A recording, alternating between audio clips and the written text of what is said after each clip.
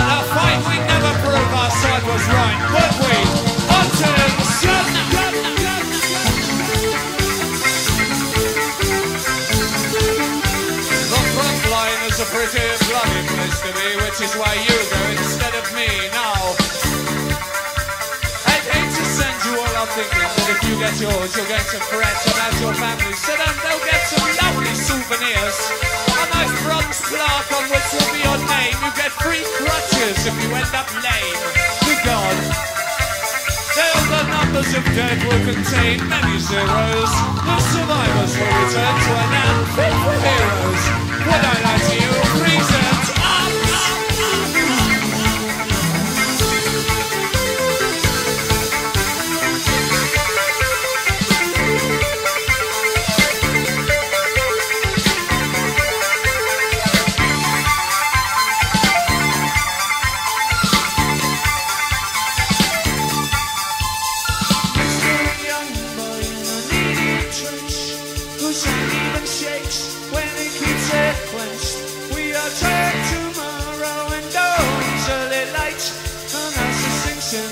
so scared. I can't wait for them tonight to be over.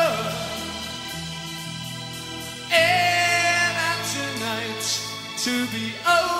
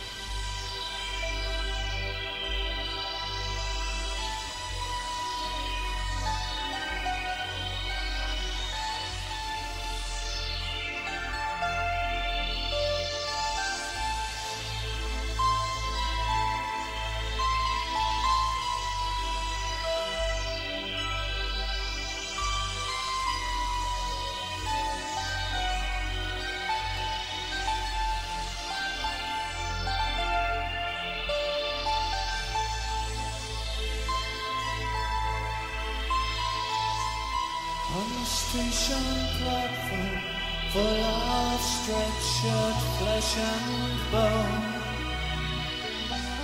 Legacy of how easy it is to destroy whatever's grown. Maybe there's a reason that is worthy of a name. Just sick illusion, I suppose, will happen again. Next time they ask for minutes, please stand beyond recall. I didn't gain my self-respect, I didn't gain anything at all.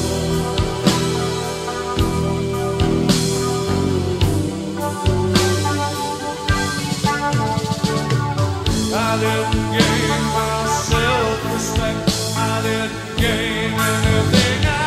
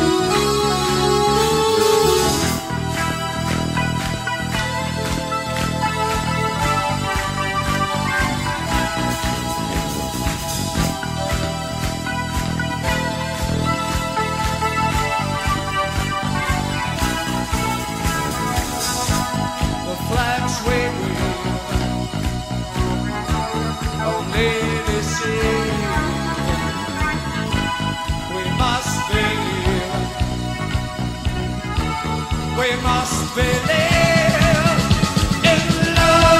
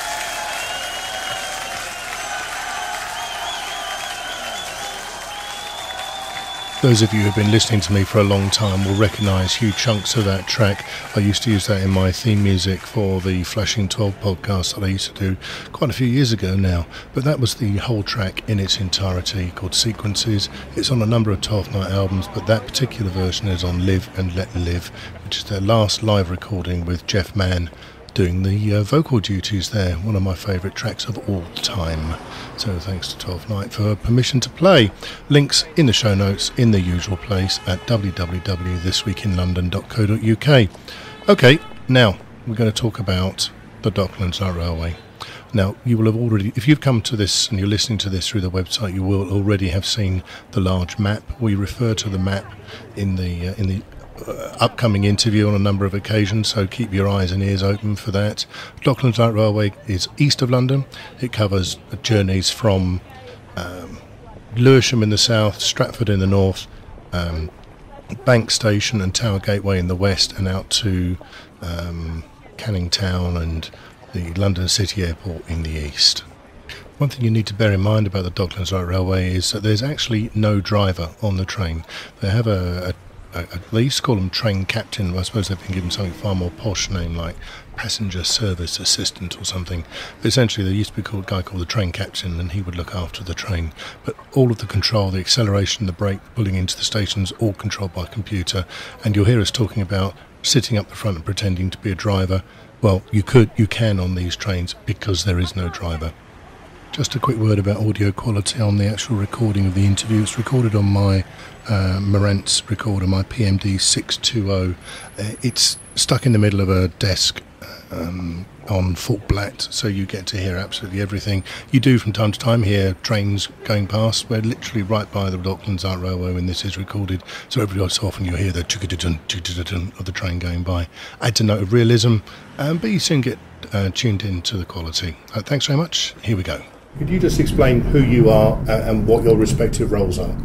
Sure. I'm Nick O'Donnell. I work as the Development Projects Manager within DLR. My role, very, very simply, is to try and plan and develop the network going forward. And it involves principally looking at extensions to the railway, new stations, and enhancements to existing parts of the network. So it may be areas around the stations, or looking at new strategies, for example, introducing public art, or cycle parking, or climate change policies that fit with the DLR. So it's kind of quite a broad remit. Okay.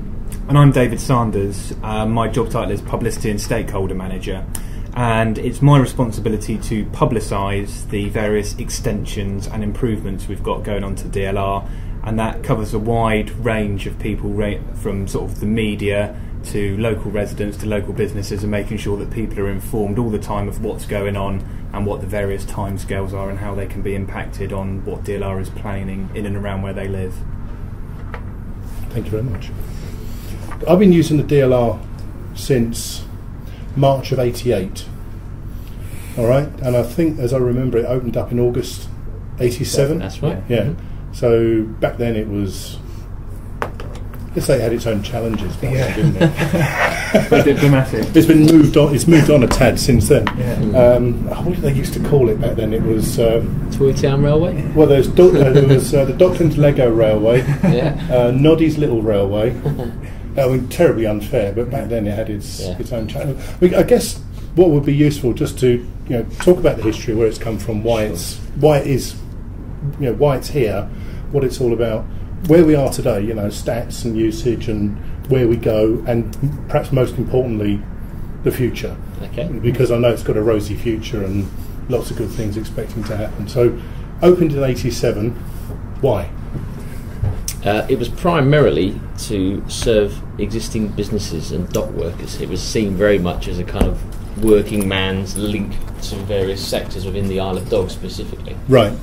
It was funded through government and seen as a kind of low level of investment at the time. I think 77 million. 77 million, yeah, that's what so I... it was seen as a kind of cheap but effective way of getting people to traverse across an area where there was a real lack of public transport. You didn't have the Jubilee line, you had very poor bus services that didn't really connect anywhere. That's and right, it was seen as a point-to-point kind of get you there. Docklands originally wasn't planned to be this Absolutely. super mega high-rise. Yeah. It was all meant to be... Because I remember when I first moved here, I was working down at Skylines Village, and it was all supposed to be those sort of low-rise... Yes.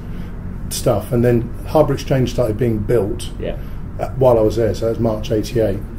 Boom, boom, boom, boom, boom, boom, the piles going in, which made work somewhat complicated.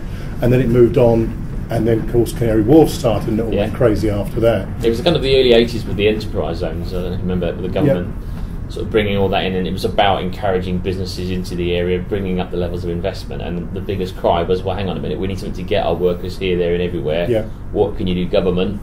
And they came up with the idea of well, it's kind of the LDDC as it was, kind of the ideas around sort of a transport fixed link to take from point to point. Absolutely. And back then it was single car trains, 2 coaches. Am I going mental? I mean, were you guys here when it opened, or have you? No, I used it at the time, and know obviously people and work with people who were around at the time. It was actually planned as a 1-car railway. Yeah. And it was only right at the death when it was all to go. Everyone panicked with some of the numbers that were coming in and thought, we should really plan this for 2-car. And so the late change, it was a late change, came to make it 2-car. Absolutely. But back then it was it faster? Because it had those stickers on. I've still got one at home, hold on tight, high performance vehicle stickers actually on the inside of the train. And it seemed to take off much quicker than it does today. That to be honest with you, is more likely to be a reflection of the loadings on the trains than anything else. Performance-wise, it hasn't changed, but in those days, the density and the numbers we'd be using were very light, and hence it could shuttle around a lot quicker, and also the dwell times at stations wasn't as long because there wasn't so people using dwell time, the amount of time hanging around at the stations, right? Because of the amount of people now using it, and particularly loading on it. We've done tests in the depot when they use like big barrels of water, and they set up them on the trains. Clearly, there is going to be a slight marginality in a heavier weight. Because again, I'm going from 20 years. That's a long time, isn't it? Are you going to celebrate 21 years, or have you already done it? We celebrated 20, and that was seen as a major milestone. I don't know what David. I mean, probably 25, maybe. Yeah, we're doing a little thing for the 21st anniversary. We're looking to unveil a document which is going to give sort of a history of the Docklands, so it will cover what we've discussed so far, and go back a little bit further in time and just really explore the local area and show things how things have developed to the current day. But we did an awful lot for the 20th anniversary, well, our next focus after that will probably be 25. Golden Jubilee, Silver Jubilee. So, we're here today. I mean, it started off, and again, I'm going from memory. That's right, use the spell, that helps. Ooh, okay. Can I scan this and put this up? Of course you can, Lovely. Because when I started, it was Island Gardens to Tower Gateway, and Island Gardens to Stratford. That's exactly how it's mapped out on there. We've even done it in a way to help ourselves to remind ourselves. Right, okay, exactly. So the original DLR route, existing extensions, under wow. Okay. All the way out to Dagenham. That's correct, yeah. Okay, I'm going to put this up on the website so everyone will be able to see what we're talking about here.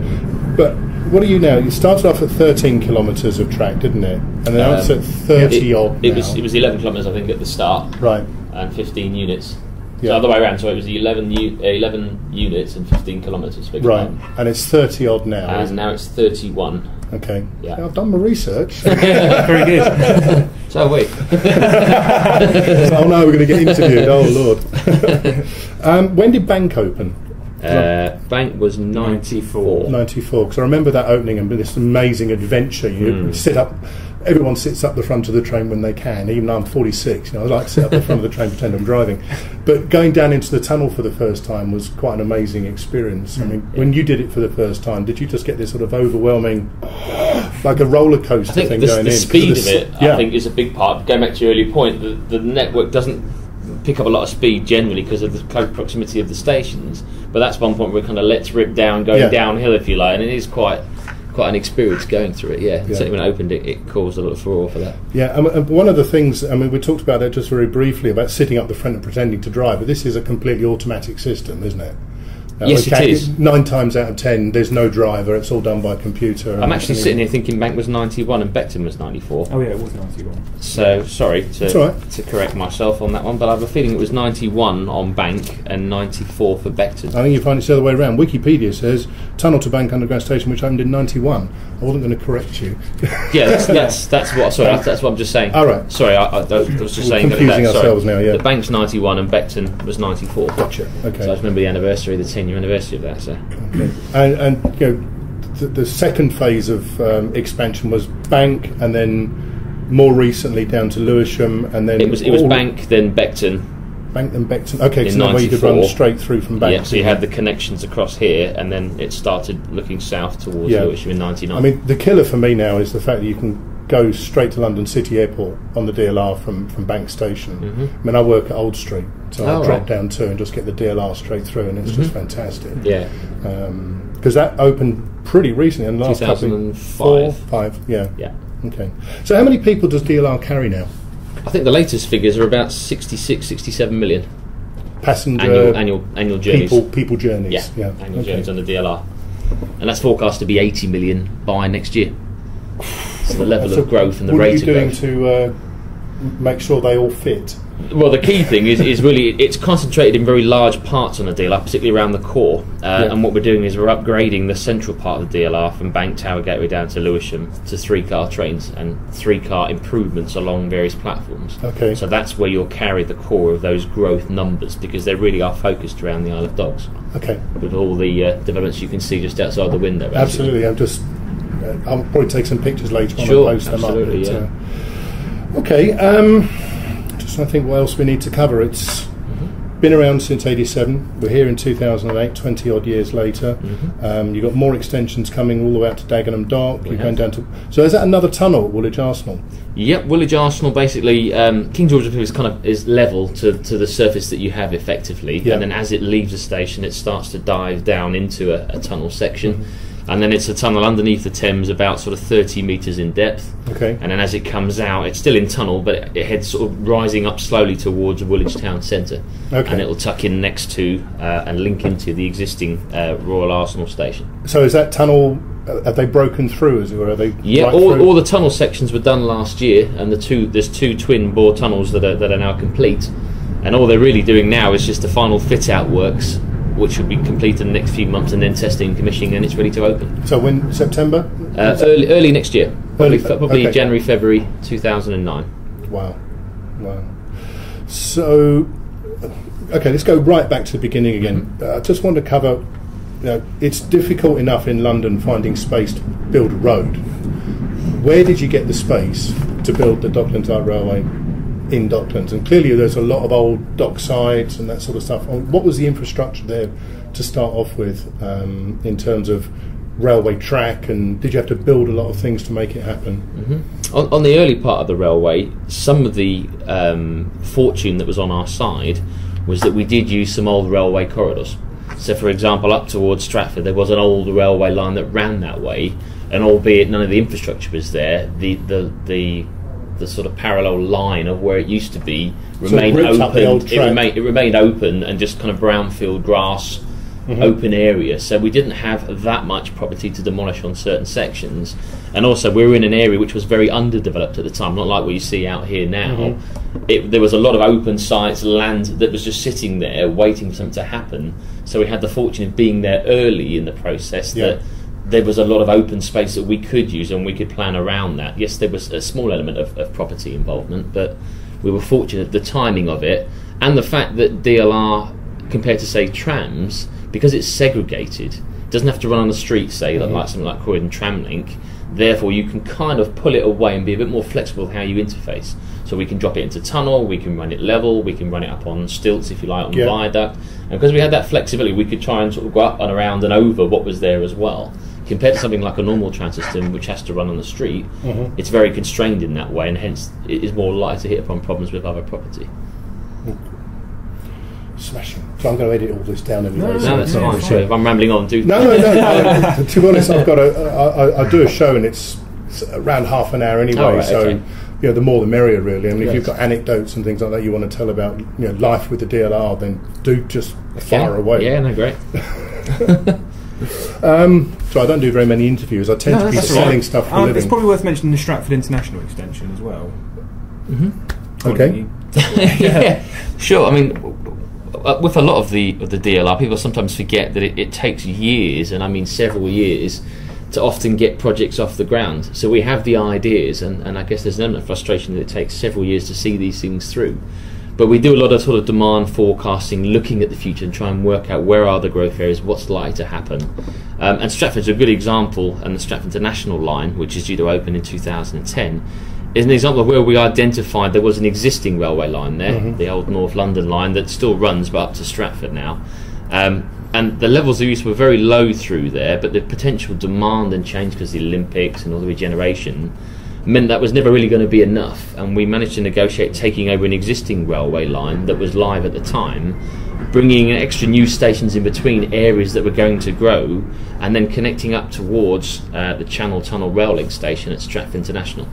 So that gave us an opportunity to really kind of regenerate areas along an existing railway corridor, which is going great guns at the moment in terms of construction. So planned open 2010. Yeah, 2010. Okay, so hopefully it'll all be up and running and fully operational by the time the Olympics. Oh, very much so. Yeah, we're looking well in advance of the Olympics to allow us at least kind of 18 months, 2 years time to sort of test and bed in the whole. So is that going to link into Eurostar services as well? Yes, it will have connections there. Yes, at Stratford International. Oh, fantastic. So for me, I live down in Sidcup, so I can get a taxi to Lewisham, taxi to Woolwich, and up for the Eurostar there, or back out to Indeed, domestic and other services all the way through there. So there's the great kind of gateway opportunity that runs through Stratford International. Okay, so that's taking us out to the best part, 18 months or so. Yep. I mean, do you have vision views of where you're going to go after that, or is this... In terms of extensions, the last one on the map is Dagenham Dock, which we've recently just put in powers for. So we've got an outline design now. We've given our plans to government, if you like, and we're now looking to secure approval to go towards construction for that. We've still to secure all of the capital funding for actually building it, but we have approval from, well, we did have approval from the last mayor, and the current one has not expressed any discomfort with it, to run a new line from Galleons Reach to Dagenham Dock, and we're looking for that to be open in 2017. Ouch, that's a long way out. So it's long-term planning, but again, it's about picking up lots of areas of development and new growth that's happening slowly but surely in that zone. Wow. Is there anything we could... You've mentioned anecdotes as well. Yeah. Is there anything can you think of anything, Nick, sort of bring it to life, some sort of real-life example of anything on the Dagenham Dock? What about the Queen when she opened it? Can you tell us a story about that? Because I know that is actually quite... Like an urban myth, isn't it? Is it an urban myth, or is it... Yeah, it is a bit of an urban myth. All right, it's your chance to tell the true story then and put Wikipedia right. Yeah, well... There's a suggestion that the Queen was on DLR and she got caught for quite a substantial period of time because there was some sort of failure on board, which meant that the door shut and she couldn't get out. And which wouldn't be ideal on your opening day. No. And having spoken to somebody who was there on the day, they told me it's a bit of an exaggeration. And she was on DLR for longer than she was meant to. But that wasn't because there was a problem with the train. It was because she was running so far ahead of schedule that she had to stay there for a few minutes whilst her sort of minute-by-minute itinerary caught up with itself. Right, so you would have programmed, in inverted commas, you would have programmed the train that the Queen would arrive at this point, the train would leave at that point, because she arrived so much early.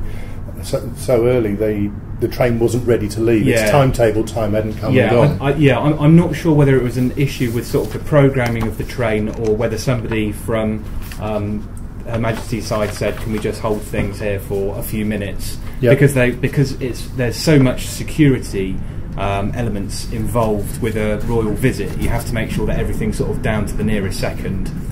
And so, yeah, it looks like it was a little bit of an urban myth. Bit and actually, over-egging it on the part of the press, or I've no idea, to be honest with you. But something like that is a far better story than just saying it was because the Queen's itinerary had to catch up with itself. Right, because there's another part in this Wikipedia story which sounds like it. I read this on the way in and I just thought, now this is nonsense. It says, at the station, a member of the Royal Security Detail used the emergency exit to leave the train ahead of the Queen before it fully stopped.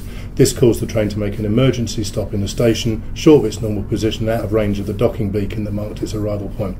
The train doors would not open, impeding the Queen's exit for several minutes. Oh, right, yeah. That just sounds like total fabrication to me. But yeah, I'm not sure about that. Yeah, it doesn't tally with what I have heard. And if you look at the pictures at the time, you can see the Queen at the front of the DLR pretending to drive. Yeah, that's right. There doesn't seem to be some sort of major kerfuffle with people throwing themselves off at platforms when they shouldn't. So yeah, I'm not 100% sure about that. I have a suspicion, certainly in the latter part of that, from what you said, it ties in quite nicely. A bit of over-egging by the press, and then I think somebody's making up stories at the end there just to make it a good story. Yeah. I mean, speaking of people sitting at the front of DLR trains pretending to drive, we, about a year ago, I think, in Time Out magazine, they produced a list of the 50 best things to do in London.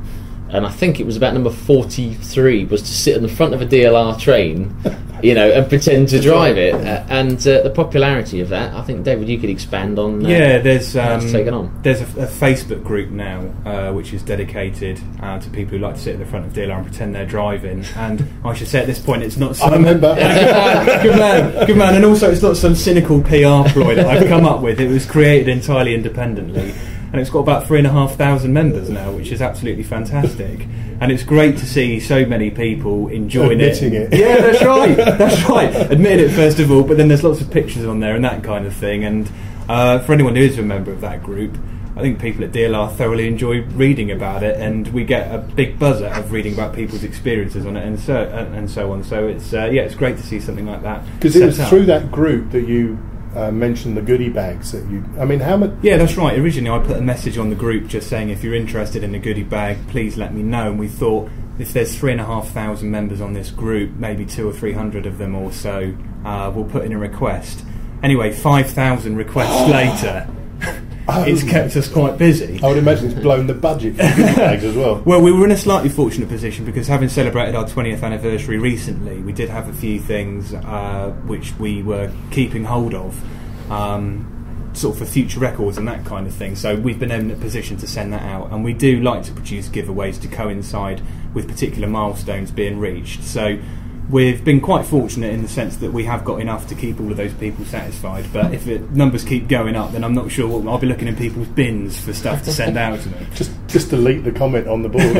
Yeah, that's right. But the thing is, it's spread now. You know what the internet's like. It's spread, and it's on lots of different message boards and things like that. All the training enthusiasts all over the world are writing in saying, "Can I have a goodie bag?" Yeah. That's right. And I mean, it's funny from our perspective because obviously it's kept us very busy. But when you read the really nice comments people make when they're sending the emails in, when you get a lot of really positive feedback having sent stuff out, then it's great, And from our perspective, we're based out here in East London in Poplar, and it's great to know that there's websites which are dedicated to DLR, and it's great to know that people are willing to get in touch with you, and it really makes it all worthwhile when you get all of those good comments coming in, and people have even sent in pictures of themselves with the various paraphernalia we've been sending out, and it's it just makes it all worthwhile. It's fantastic. Absolutely. I mean, I got a goodie bag from you. Thanks very much for it. But and it was a little watch, and I gave it to my nephew, and he's so happy to have a watch with a train on the front of it. And it's just his little face. I mean, he's 6-7 years old,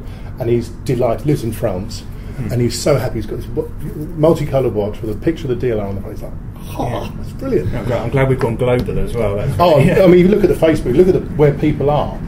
They are all over the world on the DLR Facebook group. It's just incredible. Yeah, that's right. So as I say, it's, we're based in this office in East London, and you've got so many fans out there and all that kind of thing, and it's great. And it really, as I say, it genuinely does make it worthwhile when you're wading through the thousands of requests that we've received. Yeah, careful what you wish for. You might just get it. Yeah. Well, that's brilliant, chaps. Thanks very much. That's 20 odd minutes. I mean, that's great. Fantastic. Couldn't wish for more. Pleasure. I think the only anecdote I can think of, or story that causes a bit of amusement in our office is about 5 years ago we had an 11-year-old boy who wrote in with a letter suggesting some ideas for extensions to the DLR, and it sat around in our office for about a month or so, simply that because no one had the time to pick it up. So I picked up the letter and thought, I've got to reply to this kid. He's spent a lot of time and effort to sort of draw these diagrams and what have you. And I responded back with a letter, and then about a month later he wrote back to me saying, thanks very much, here's some more ideas, some more drawings.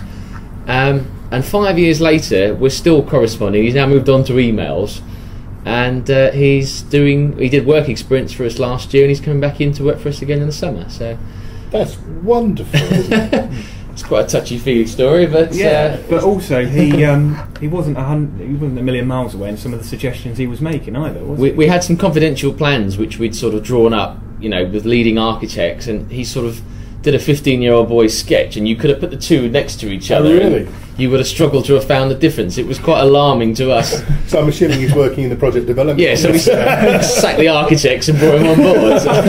Save a fortune, yeah. Work experience boy rather than 50 million quid a year on architects or whatever it is. Oh, that's brilliant. I like that story. Okay, anything else? Goodness. I think we're done. Yeah, great. Gents, it's been a pleasure. Thank you very very much. much for your time. Good one. Thank you. Thank you. Good one. Thank you. Okay, thank you very much indeed, gentlemen. I really enjoyed doing that interview and it was a lot of fun. I hope you enjoyed it too, and I hope you, my faithful listeners, are bearing with me now that we are dramatically overshooting my normal half an hour length of show. So we're now rattling on to 43 minutes. I'm going to play two more songs and then I'm going to get straight out of here. So the first one is by Wes Brooks. It's called Parker, and the second one is by no, it's not by 12th Night, it's by Black Lab. So it's Wes Brooks with a track called Parker, and then we're going to play the new one from Black Lab.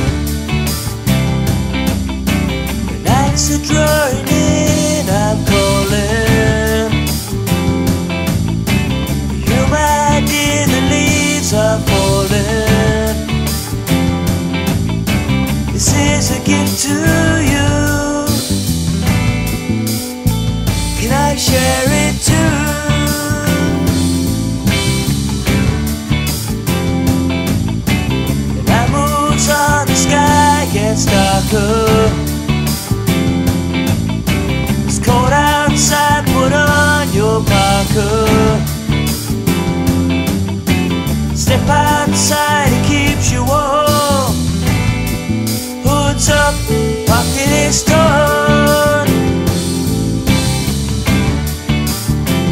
Come and take my hand. It's only you I understand. Come and take my hand.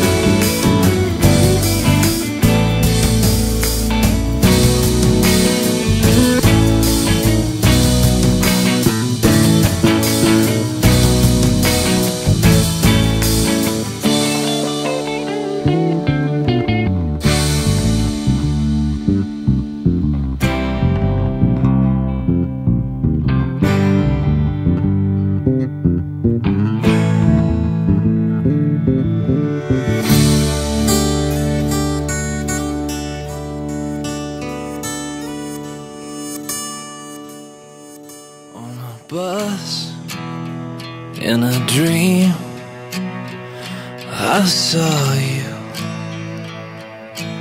You were beautiful, girl, in a dress I could see through. And the colors that surround you, like neon on the avenue. The people all around you were dust in my eyes. And I wanted to believe you, the lies that I could see through, but I never got between you. The ghost in your mind, yeah, the ghost in your mind. Is there in your eyes, there in your voice, but you're far away, you're far away. Is there in your eyes, there on your face, but you're far away, far away, far away. You're far away. On a day like today, I remember how beautiful you could be to me. And the colors that surround you, like a prince had come and found you, picked you up and crowned you in the land of the blind. And I wanted to believe you, the lies that I could see through, but I never got between you. The ghost in your mind, yeah, the ghost in your mind.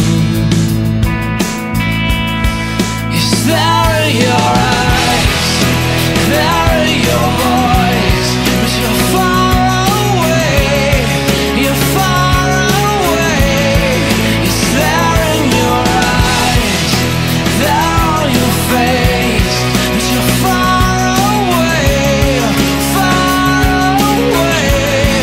There in your eyes, there in your voice, but you're far away, far away, far away. Yeah, you're far away, far away. Yeah, you're far away. Yeah, you're far away. Yeah, you're far away. Yeah, you're far away. Yeah, you're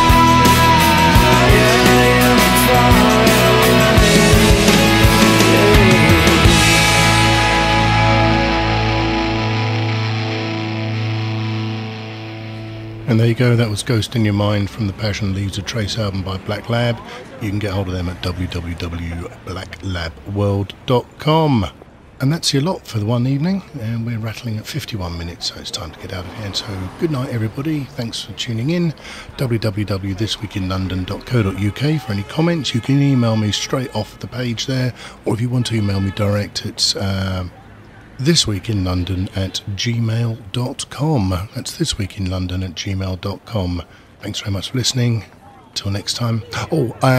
June may be a bit of an issue for me, so this is 33. 34 may be a way away. This time next week I'll be in Dubai and Abu Dhabi for a couple of weeks, and I'm back for a week, and I'm off to Orlando for my company's global sales kickoff.